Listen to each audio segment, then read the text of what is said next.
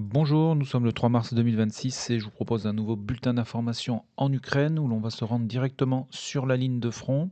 Aucune information ni modification dans le secteur de Soumy, donc on va se porter directement dans l'oblast de Kharkov. Aucune modification là également le long de la ligne de front. Par contre, à l'est de la ville de Kharkov, un lance-roquettes multiple ukrainien a été détruit le 28 février par une frappe d'un missile Iskander. Il pourrait s'agir d'un HIMARS. La qualité de la vidéo est assez faible comme vous pouvez ici le voir, donc je ne suis pas sûr à 100% qu'il s'agisse effectivement d'un HIMARS, d'où le point d'interrogation.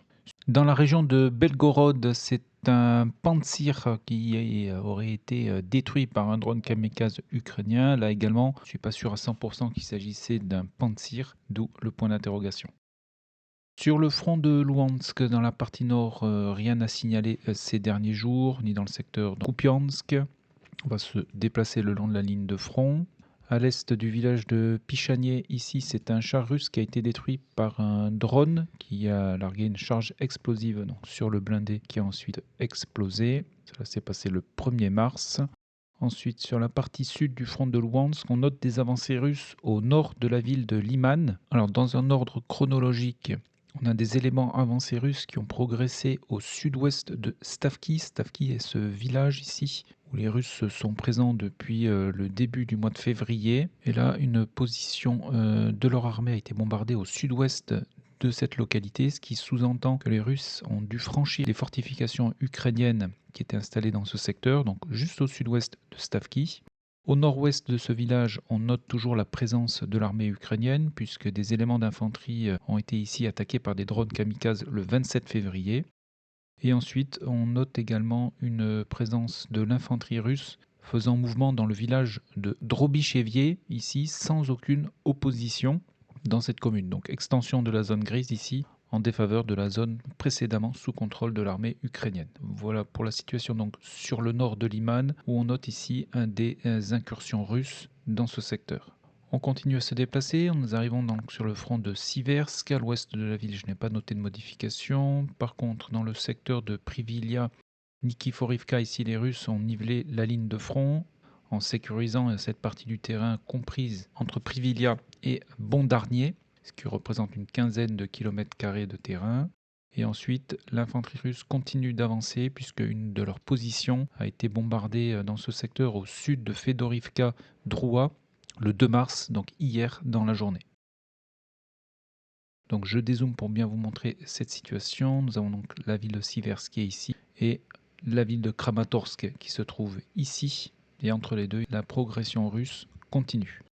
On continue, nous arrivons sur le front de Konstantinivka. Dans la ville, deux géolocalisations ont été réalisées. Donc dans un ordre chronologique, ici un canon automoteur M109 a été détruit par un drone kamikaze le 26 février. Pour les auditeurs qui n'étaient pas là dans la précédente vidéo, ici nous avons une zone inondée. Les Russes ont bombardé ce barrage ici et s'en est suivi donc un écoulement des flots qui a inondé tout ce secteur et perturbe actuellement la logistique ukrainienne en direction de la ville de Konstantinivka. Dans le nord de la ville, ici, nous avons un BVP M2, c'est un blindé de transport de troupes de conception tchèque qui a été détruit le 27 février par un drone kamikaze russe au sud de Novodmitrivka. Sur la ligne de front, on note également ici un nivellement de la ligne de front au profit des Russes au nord du village de Pedretchinier. Et au nord de cette zone sécurisée, plusieurs positions russes ont été attaquées ou bombardées ces derniers jours. Ici, le 27 février, l'infanterie russe a été bombardée alors qu'elle progressait à travers champs. Dans la journée du 1er mars, l'infanterie russe a été attaquée ici et ici également par des drones kamikazes. Et enfin, une tranchée installée dans cette bande forestière a été bombardée par les Ukrainiens, ce qui sous-entend que cette dernière est actuellement occupée par des fantassins russes. Donc je dézoome pour bien vous montrer la situation. On se trouve donc à l'est de Konstantinivka où les Russes ont progressé dans ce secteur. Pas d'informations depuis le sud-est de la ville de Konstantinivka. Et sur la partie sud de la ville de Konstantinivka, donc rappelez-vous, les Russes avaient progressé de manière significative dans ce secteur, notamment au sud de Berestok. Les quartiers sud de la ville de Konstantinivka ont été bombardés par les Russes avec du phosphore, comme vous pouvez le voir donc dans cette vidéo, datée du 27 février. Donc la partie sud de la ville de Konstantinivka est toujours sous contrôle de l'armée ukrainienne.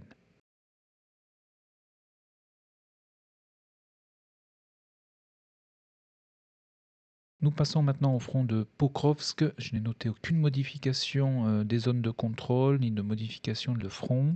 Dans le village de Kucherif Yar, ici, c'est un VBL ukrainien qui a été abandonné le 27 février après une attaque de drone. À l'est de Rodinske, ce secteur industriel a été bombardé par les forces aériennes ukrainiennes le 27 février avec des JDAM. Sur le village de Shevchenko, un Humvee a été détruit ici, le 27 février par un drone kamikaze russe. Dans la ville de Pokrovsk, c'est un MTLB de l'armée russe qui a été endommagé et abandonné le 28 février alors qu'il progressait le long de cet axe dans la ville même de Pokrovsk. Et c'est tout sur le front de la ville du même nom. Nous arrivons maintenant sur le front de Dnipro, entre les villages de Muravka et de Novomikhaïlovka. Une position ukrainienne a été bombardée ici le 2 mars, secteur qui reste toujours disputé. Pas d'informations depuis Novopavlivka et Ivanivka. On continue sur la commune de Dnipro-Herniria. Ce sont 2 grades russes qui ont été détruits dans la même journée du 1er mars par des drones kamikazes ukrainiens. Donc les 2 lance-roquettes multiples se situaient sur la commune lorsqu'ils ont été détectés et détruits. Ensuite, nous arrivons dans le secteur où les Ukrainiens avaient lancé ici une offensive. Je n'ai pas noté de nouveaux gains de terrain à leur profit sur ces 3 derniers jours. Néanmoins, 2 géolocalisations ont été réalisées. Dans le village de Verbovier, les Ukrainiens ont perdu un Striker qui a été détruit par un drone kamikaze russe donc sur Verbovier le 25 février. Au nord d'Orestopil, un Humvee qui a été abandonné par l'armée ukrainienne le 2 mars. Et enfin, on note une présence de l'armée russe dans le village de Vichnevier, puisque une de leurs positions y a été bombardée hier dans la journée. Donc je dézoome pour vous montrer la situation actuelle dans le secteur où les Ukrainiens ont lancé une offensive ces dernières semaines. Présence de l'armée russe dans le village de Vichnevier. Sur Verbovier, c'est le contraire, c'est une présence ukrainienne. Sur Stepovier, situation inconnue. Et sur Ternovier, aux dernières nouvelles, on a noté la présence de fantassins ukrainiens également dans ce village.